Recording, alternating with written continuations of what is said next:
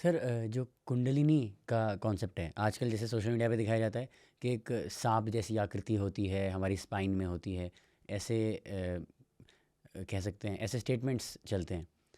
तो कुंडलिनी अवेकनिंग के ऊपर थियोसॉफिकल विजडम का क्या कहना है? देखिए, थियोसॉफी में ज्ञान सारा दिया गया है, लेकिन ये भी काशन कर दिया कि ये मत करिए आप। मालूम सब होना चाहिए। मिर्चा मालूम होना चाहिए मिर्चा क्या होता है, लेकिन मिर्चा मत खाइए। नहीं, मैं मिर्चा कुंडली से उपमा नहीं दे रहा हूँ, ये समझाने की ज्ञान सारा दिया गया है। ये बताने कि आपको समझना सब है। So called good, so called अच्छा, सब समझना है अच्छी चीज़। कुंडली एक शक्ति है, बहुत बड़ी शक्ति है। कुंडली वैश्विक शक्ति है। कुंडली प्राण और ये वैश्विक शक्तियाँ हैं। कुंडली क्रिएटिव एनर्जी है, मातृ शक्ति है। जो मनुष्य की जो जनरेटिव पावर होती है, सेक्सुअल एनर्जी, वो भी कुंडली है। जो मेल फीमेल की सेक्सुअल एनर्जी होती है, क्रिएटिव पावर जिसे संतान उत्पन्न होता है, वो भी कुंडली है, लोअर लेवल पर काम कर रही है।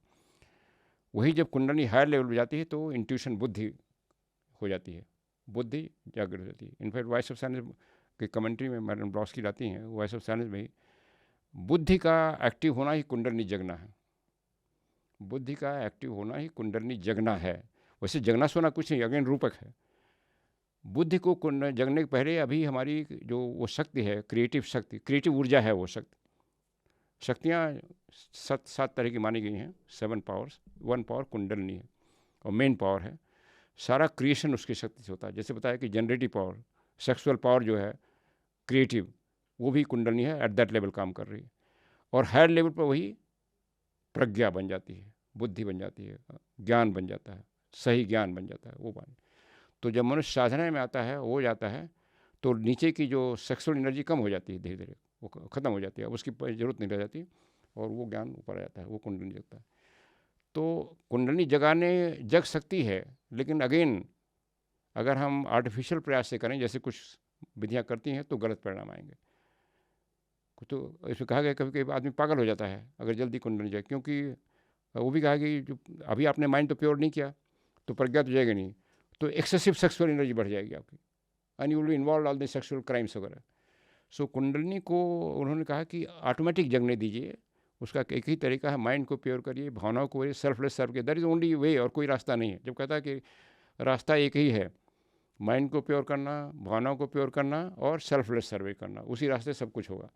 अगर आपने आर्टिफिशियली सब पहले कर दिया, उसके तरीके हैं आर्टिफिशियली करने के, बट उसके परिणाम गंभीर आ सकते हैं, दुष्परिणाम आ सकते हैं। जैसे मैंने एग्जाम्पल किया कुंडली का, किसी चीज़ का, जैसे माइंड रीडिंग का। माइंड रीडिंग की सिद्धि है, लेकिन अगर हमारा माइंड रीडिंग उस समय हम डेवलप किया था आर्टिफिशियली भी, अगर हमारा माइंड शुद्ध नहीं है, तो हम क्या करेंगे? आपके माइंड में कुछ खोजना शुरू करेंगे क्या है, और उसको हम पकड़ेंगे, कुछ आपका नुकसान कर देंगे, निज हित के लिए करेंगे, अन्यथा करेंगे, सेल्फलेस। अपनी सेल्फ। सेल्फलेस नहीं होगा। हाँ, तो कहना ये सब शक्तियाँ हैं, बट उसका मतलब जैसे आपने कोई कच्चा फल है, उसको आप तुरंत उसे गुठली निकालना चाहते हैं, क्या होगा? वो सड़ जाएगा।